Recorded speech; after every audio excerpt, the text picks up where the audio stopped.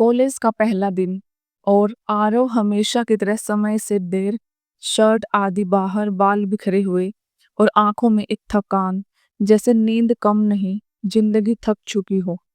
पर उसी दिन जब वो क्लास में घुसा, एक चेहरा ऐसा मिला जिसे देखकर पहली बार लगा शायद अब कुछ ठीक हो सकता है।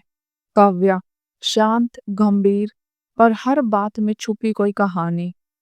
आरव और काव्या दोनों लाइब्रेरी में अक्सर मिलते। एक दिन एक ही किताब दोनों ने उठाई, the fault in our stars. Aarav ने हंसते हुए कहा, तुम भी इमोशनल कहानियां पढ़ती हो। काव्या, शायद इसलिए क्योंकि असली जिंदगी उनसे भी ज्यादा दर्दनाक होती है। वहीं से दोस्ती की शुरुआत हुई और धीरे धीरे वो किताबों से निकलकर दिलों तक पहुंच गई।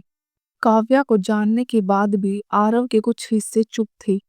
एक रात कैंटीन की बेंच पर अकेले बैठे हुए आरव बोला, माँ, अब ठीक नहीं है।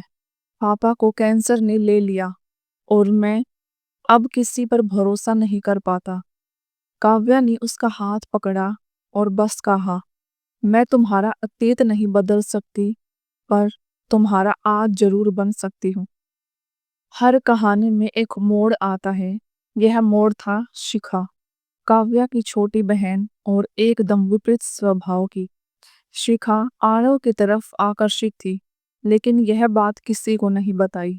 एक दिन उसने आरव को जानबूझकर अकेले बुलाया और काव्या ने वही देख लिया जो नहीं देखना चाहिए था। काव्या और आरव के बीच अब शक आ चुका था। ऊपर से अद्वैत, जो आरव का बेस्ट फ्रेंड था, भी काव्या के करीब दिखा। आरव टूट गया। उसने कहा, तुम दोनों ने तो मिलकर पूरा मजाक ही बना दिया मेरे जज्बातों का। काव्या बोली, अगर तुम मुझसे सच्चा प्यार करते तो मुझसे पहले मुझ पर भरोसा करते। और वही हुआ, ब्रेकअप। आरव शहर छोड़कर मनाली चला गया। 5 महीने तक उसने किसी से बात नहीं की। वो हर रोज वही किताब पढ़ता जो काव्या से पहली बार छीनी थी। काव्या ने घर छोड़ दिया, जॉब की और बेंगलोर चली गई। शिखा को जब सच्चाई का एहसास हुआ तो उसने ईमेल लिखा, दीदी, सब मेरी गलती थी। मैंने आरव को जानबूझकर बदनाम किया। 2023 का दिसंबर, आरव की किताब लॉन्च होने वाली थी। तेरा इंतजार अब भी है।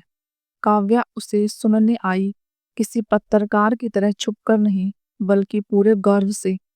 जब मंच से आरव ने कहा, कुछ रिश्ते मरते नहीं, वो चुप हो जाते हैं और फिर किसी दिन किसी किताब में दोबारा जिंदा हो जाते हैं।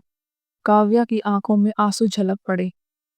लॉन्च के बाद जब सब चले गए तो काव्या धीरे से बोली, मुझे माफ कर दो। आरव ने बस इतना कहा, प्यार में माफी नहीं, मोहलत मिलती है, और तुम हमेशा से मेरी मोहलत थी।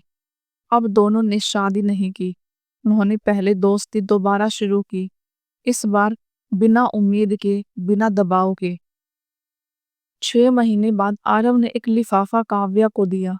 उसमें सिर्फ एक टिकट था, मनाली का, और एक चिट्ठी।